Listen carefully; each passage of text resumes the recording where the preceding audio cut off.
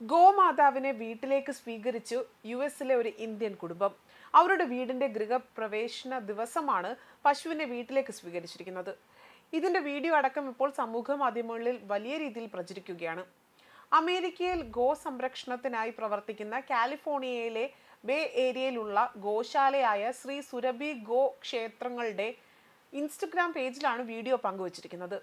ഇന്ന് കാലിഫോർണിയയിലെ ലത്രൂപ്പിലെ ഒരു ഗൃഹപ്രവേശന ചടങ്ങിന് ഞങ്ങളുടെ പശു ബഹുള എത്തി. ആ കുടുംബം ഞങ്ങളെ ഹൃദ്യമായി സ്വീകരിച്ചു. നന്ദി ബഹുള.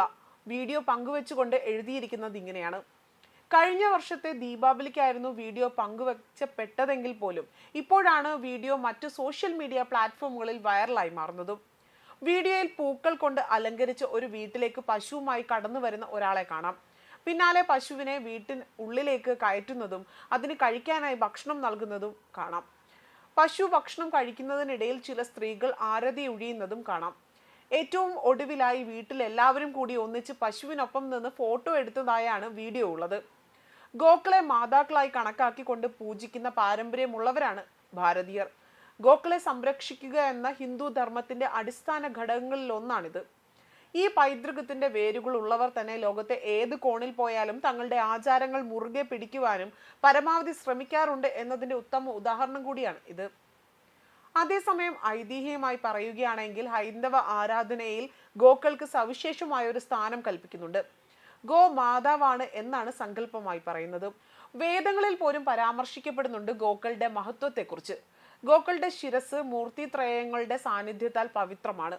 അതിൻ്റെ കൊമ്പുകളിൽ വിഷ്ണുവും അതുപോലെ തന്നെ ശാഖകളുടെ നടുവിലായി ബ്രഹ്മാവും നെറ്റിയിൽ ശിവനും വാഴുന്നുവെന്നാണ് വിശ്വാസം പറയപ്പെടുന്നത്.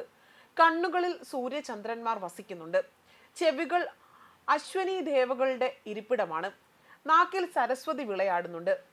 ദന്തങ്ങളിൽ മുരുത്തുകളും അതുപോലെ തന്നെ ചർമ്മത്തിൽ പ്രജാപതിയും നിശ്വാസങ്ങളിൽ ചതുർവേദങ്ങളും 6 വേദാംഗങ്ങളും അധരത്തിൽ വസുക്കളും വസിക്കുന്നു.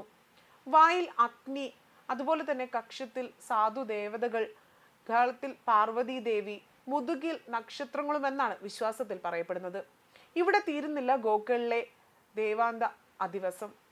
ചാണകത്തിൽ ലക്ഷ്മിയും, നാസികയിൽ ജ്യോഷ്ഠയും, അതുപോലെ തന്നെ ശ്രേണിയിൽ പിതൃക്കളും, വായിൽ രമയും, പാർശ്വങ്ങളിൽ വിശ്വദേവന്മാരും, പക്ഷത്തിൽ സുബ്രഹ്മണ്യനും, കാല്, മുട്ട്, തുട എന്നിവയിൽ പഞ്ചവായുക്കളും, കുളമ്പിന്റെ മധ്യത്തിൽ ഗന്ധർവന്മാരും, അഗ്രത്തിൽ സർപ്പങ്ങളും, സ്ഥലങ്ങളിൽ ചതുർസ്മന്ത്രങ്ങളും സ്ഥിതി ചെയ്യുന്നു എന്ന് മഹാഭാരതത്തിൽ വിവരിക്കുന്നു.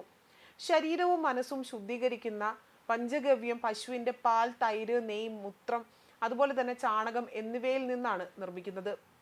ചാണകം കരിച്ചാണ് തിലകം ധരിക്കാനുള്ള ഭസ്മം തയ്യാറാക്കുന്നത്. മുൻകാലങ്ങളിൽ വീടുകളിലെ തറ മെഴുകുന്നത് ചാണകം കൊണ്ടായിരുന്നു. അശുദ്ധി മാറ്റാൻ ചാണകവെള്ളം തളിക്കുന്നതും പതിവാണ്. അശുദ്ധമായ പ്രദേശം ശുദ്ധമാക്കാൻ അഹോരാത്രം അവിടെ പശുവിനെ കെട്ടിയാൽ പവിത്രമാണ് എന്ന് പറയപ്പെടുന്നു. ലക്ഷണങ്ങളെല്ലാം തന്നെ തികഞ്ഞ പശുവിനെ വീട്ടിൽ വളർത്തുന്നതും ശുഭകരമാണ്. നിത്യവും അതിനെ കാണുക. രാവിലെയും വൈകിട്ടും മറ്റും വൃത്തിയാക്കി ചാണകം മെഴുകുന്നതും ഉത്തമമാണ്. പ്രാചീന ഭാരതത്തിൽ ഗോക്കളെ ദാനം ചെയ്യുന്നത് പുണ്യപ്രവൃത്തിയായാണ് കണക്കാക്കപ്പെടുന്നതും. പൈതൃകമായി കിട്ടിയ സ്വത്ത് കൊണ്ട് ഗോക്കളെ വാങ്ങി ദാനം ചെയ്യുന്നവർ അക്ഷമമായ ലോകം പ്രാപിക്കും എന്നാണ് പറയുന്നതും. ന്യൂസ് ഡെസ്ക് കർമ്മ ന്യൂസ്.